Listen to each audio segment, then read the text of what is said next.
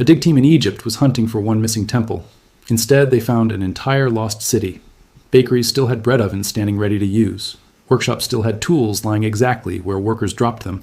Rings and jewelry sat untouched in the dust for 3,500 years. The Great Pyramid took generations to build, and everyone on Earth knows exactly where it sits.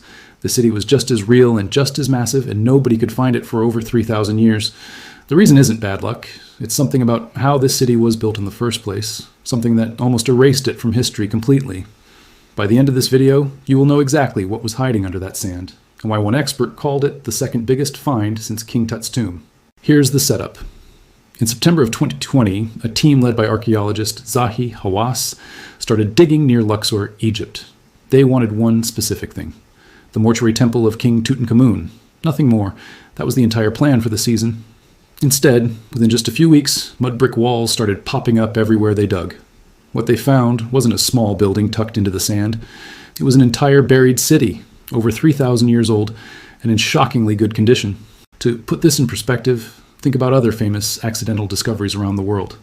Pompeii sat buried under volcanic ash for over 1,500 years before farmers stumbled onto it while digging a well. Machu Picchu sat hidden in the Peruvian mountains for centuries before a local guide led an American explorer to it in 1911. Accidental discoveries like these tend to become some of the most famous archaeological sites on the planet, precisely because nobody planned for them and nobody knew exactly what they were looking at until it was already halfway out of the ground. This Egyptian city fits that same pattern, on a scale most people have never heard about. Before we get into what they actually found, it helps to picture the setting. Luxor sits along the Nile River in southern Egypt. In ancient times, this whole area was called Thebes. Thebes wasn't just any city. For long stretches of Egyptian history, it was the capital, the religious center, and the beating heart of the entire kingdom. And when you picture ancient Egypt in your head, temples, pharaohs, gold, the Nile, you are probably picturing Thebes without even knowing it. So finding something new here, in ground that has been dug up again and again for 2 centuries, is not supposed to happen anymore. That's part of why this discovery caught so many experts off guard. To understand why this discovery mattered so much, you need to know who built the city and why the timing is such a big deal. The city was built under Pharaoh Akhenaten III. He was the 9th pharaoh of Egypt's 18th dynasty. He ruled Egypt for almost 40 years straight, somewhere around 1391 to 1353 BCE. His reign is widely considered the richest and most powerful stretch in all of Egyptian history. His empire stretched from Nubia in the south, all the way up to the region of Canaan in the northeast. Later, Egyptians looked back on his reign as something close to a golden age. Basically, this was Egypt, at its absolute peak, like the empire's greatest era on record. Under Amenhotep III, Egypt wasn't just powerful, it was rich in a way that's hard to picture today. Gold flowed in from mines in Nubia. Foreign kings from across the ancient Near East wrote him letters asking for gifts, alliances, and marriages. Trade routes connected Egypt to distant lands most Egyptians would never see with their own eyes. Massive building projects went up across the kingdom, temples, statues, and entire new complexes built to show off the pharaoh's wealth and power.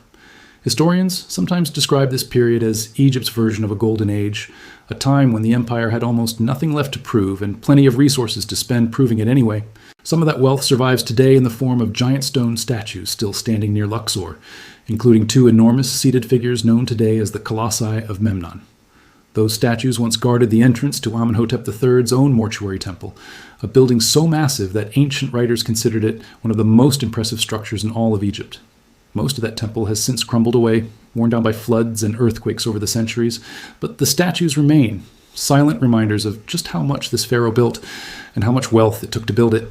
Diplomatic letters recovered from this same general era, part of a collection historians call the Amarna letters, show foreign rulers writing directly to the Egyptian court, sometimes practically begging for gold shipments. Those letters describe Egypt as the wealthiest kingdom in the entire region, a reputation that other rulers openly acknowledged even while negotiating with it. A city built to support that level of royal wealth and international standing would naturally need to be large, organized, and heavily staffed. Exactly the kind of place capable of producing the kind of remains archaeologists eventually found here. Here's where the story gets personal. Amenhotep III was the grandfather of King Tut. His son, a pharaoh named Akhenaten, became one of the most radical rulers in ancient history.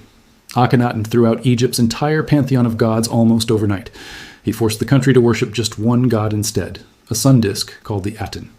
Then he abandoned the old capital city of Thebes completely and built a brand new capital from scratch. called Akhenaten, known today as Tel El Amarna. Historians have studied that abandoned city for over a century now. To really understand how big a shift this was, picture something like this. Imagine an entire country suddenly being told that every temple they've ever prayed in is now wrong. Every god their grandparents worshipped is no longer allowed. And the king has moved the whole government to a brand new city built specifically around one single idea. That's roughly the scale of what Akhenaten did. It wasn't a small policy change. It was one of the most disruptive religious revolutions any ancient civilization ever attempted. And it happened in a matter of years, not generations. Akhenaten's revolution didn't just change which god people prayed to. It reshaped Egyptian art almost overnight, replacing the rigid, formal-style pharaohs had used for centuries with a looser, more naturalistic look. It reorganized the priesthood, stripping power away from the old temple networks that had run much of Egypt's economy for generations. And it uprooted thousands of people, forcing much of the royal court to relocate to a brand new city built from scratch in the middle of the desert.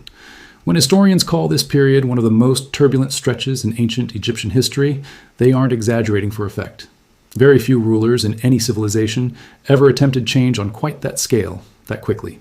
But here's the piece that never fit. The everyday city his father built years earlier, the working city that would have supported the royal family before any of that religious chaos began, had never actually been found. Not once, not by anyone. Old records and inscriptions made it clear the city had to exist somewhere near Thebes. Multiple foreign research teams searched for it across several decades. Every single one of them failed. Think about how strange that actually is. Egyptologists had letters, inscriptions, and administrative records that all pointed to the same conclusion. A major city had to exist here, supporting the palace, feeding the court, and housing the workers who kept Amenhotep III's massive empire running day to day.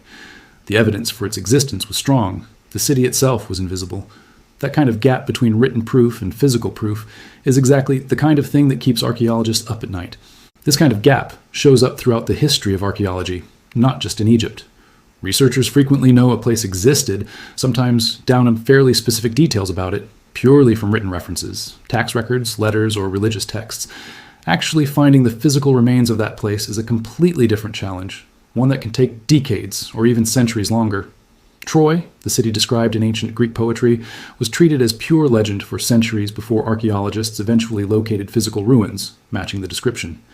The city near Luxor followed a similar pattern, written proof arriving long before physical proof ever did. That's the pattern break right there. A city this important, tied directly to two of the most famous pharaohs in all of history, sitting somewhere in plain sight, and nobody could locate it. And the team that finally found it wasn't even trying. They stumbled onto it while chasing a completely different, much smaller goal. The dig site itself sits in a very specific spot. It's on the western bank of the Nile River near Luxor, roughly 300 miles south of Cairo. More exactly, it sits wedged between two other mortuary temples, one built for Ramesses III and one built for Amenhotep III himself. Both of those temples have been studied by archaeologists for well over 100 years. Yet somehow, an entire city sat buried right between them the whole time, completely unnoticed. That location matters more than it might seem at first. This wasn't some untouched stretch of desert nobody had ever bothered visiting. This was one of the most photographed, most surveyed, most heavily excavated patches of land in the entire country. Tour buses drive past it. Researchers have mapped nearly every square foot of the surrounding necropolis. And still, an entire city sat there, buried just below the surface, waiting. To really understand how thoroughly studied this region is, consider how many other major sites sit within just a few miles of this one.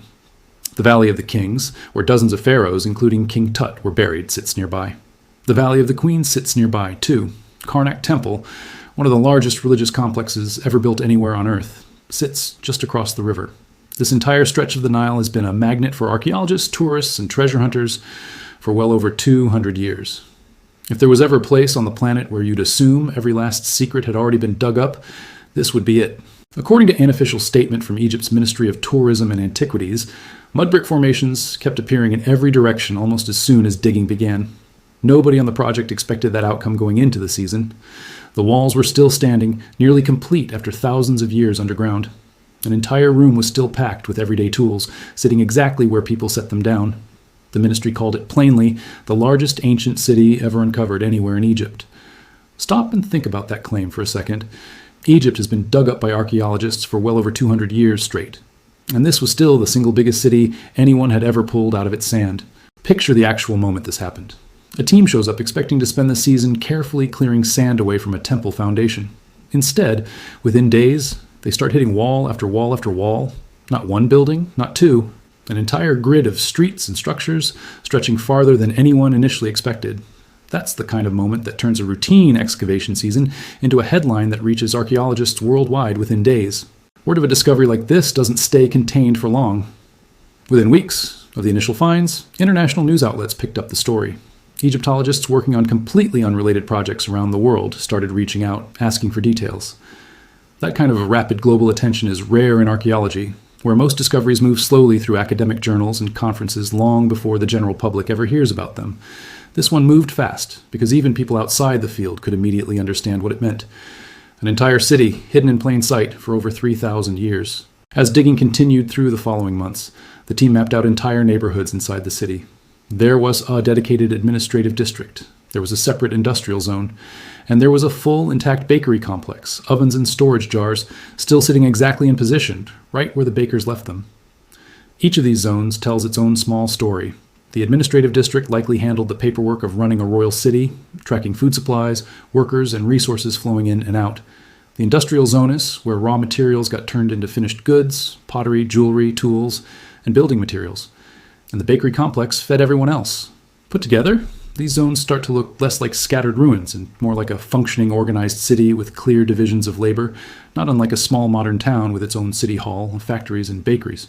Inside the bakery itself, researchers found ovens still arranged in neat rows, along with pottery vessels likely used for mixing and storing dough and grain. Bread wasn't just food in ancient Egypt, it was practically currency. Workers across the kingdom were often paid partly in bread and beer. So a bakery on this scale wasn't just feeding a few families. It was quite possibly helping pay the wages of an entire workforce day after day for years at a time. That detail changes how you should picture this bakery. It wasn't a small neighborhood shop baking a few loaves each morning. It was closer to an industrial payroll operation, producing enough bread on a regular schedule to help compensate workers across an entire section of the royal economy. Archaeologists studying similar bakeries elsewhere in Egypt have estimated some royal production sites could turn out thousands of loaves in a single day. Whether this particular bakery operated at that same scale is still being studied, but its size and organization already suggest it was built to serve far more than just the families living immediately around it. The city also connects directly to Amenhotep III's royal palace complex nearby, a site called Malkata. That palace was the pharaoh's actual home base, the place he lived and ruled from during his final decades on the throne. Historical records suggest Amenhotep III held massive royal jubilee festivals at Malkata late in his reign, grand ceremonies meant to renew his strength and celebrate his long rule. A city like this one, built nearby, would have played a direct role in supplying and supporting events on that scale. It makes sense that a working city built to support the royal household would sit close by, feeding, clothing, and equipping everyone who kept that enormous palace running day after day, year after year, for nearly 4 decades straight. One specific discovery let researchers actually confirm the city's real name, not just guess at it. They found mudbricks stamped with official royal seals. The name stamped in those seals was Aten, sometimes translated in reporting as the dazzling Aten. That is the exact same word Akhenaten would later turn into his one and only god, which means the religious shift that would eventually tear Egypt apart had roots years before Akhenaten ever sat on the throne. That explains part of the mystery. But here's what it doesn't explain. Why would a city built to serve Egypt's traditional many-god religious system already carry the name of the one god that would later destroy that entire system? It's possible the Aten was already gaining popularity as a favored symbol, years before Akhenaten forced everyone to worship it exclusively. But nobody has a full, confirmed answer to that question yet. It stays an open thread that researchers are still pulling on today. Some researchers have floated the idea that Amenhotep III himself may have quietly elevated the Aten during his own reign, long before his son turned it into the only god allowed in Egypt. If that's true, it would mean Akhenaten's revolution wasn't quite as sudden as it looks on paper. It might have been building for years, right here, inside the walls of this very city. That's still a theory, though, not a confirmed fact, and researchers are careful about how far they push it. There's actually earlier evidence outside the city that supports part of that theory. Some inscriptions from earlier in Amenhotep III's reign already referenced the Aten as an important solar symbol, well before Akhenaten's religious revolution began. This new city adds fresh physical evidence to that same pattern, showing the Aten's name stamped directly into the bricks of an everyday working settlement. Taken together, these details suggest religious change in ancient Egypt wasn't always a single dramatic event. Sometimes it built up slowly, in small, quiet ways, long before anyone alive at the time would have recognized it as the start of something historic. The formal announcement of this whole discovery came in April of 2021, 7 months after digging first began. In archaeology, that's an extremely short gap between finding something and telling the world about it. That short timeline alone tells you how confident the team was, and how significant they already knew this find really was. Stick around, because what they pulled out of the walls of this city is changing how experts think about ordinary daily life across all of ancient Egypt. As excavation kept going, more and more of the city kept surfacing from the sand. Archaeologists pulled out fully intact rings, brightly painted pottery and scarab beetle amulets, thesmal protective charms ancient Egyptians wore in life or buried with their dead. They found more mudbricks stamped with Amenhotep III's personal royal seal, tying the entire settlement directly and undeniably to his reign. They even recovered human and animal skeletal remains, giving researchers a rare, physical, up-close look at the actual people who once lived and worked inside those walls. Every one of these small objects adds another piece to the puzzle. A ring left on a workbench tells you someone left in a hurry or never came back. A stack of pottery mid-production tells you the workshop was active right up until the very end. Skeletal remains tell you who these people actually were, not just what they built. Put together, these details start to feel less like an ancient ruin and more like a snapshot of a single ordinary day, frozen in place for over 3,000 years. Some of the pottery recovered at the site was still decorated in bright, well-preserved colors, something that almost never happens with objects this old. Paint and pigment usually fade or flake away completely within a few centuries, let alone 3,000 years.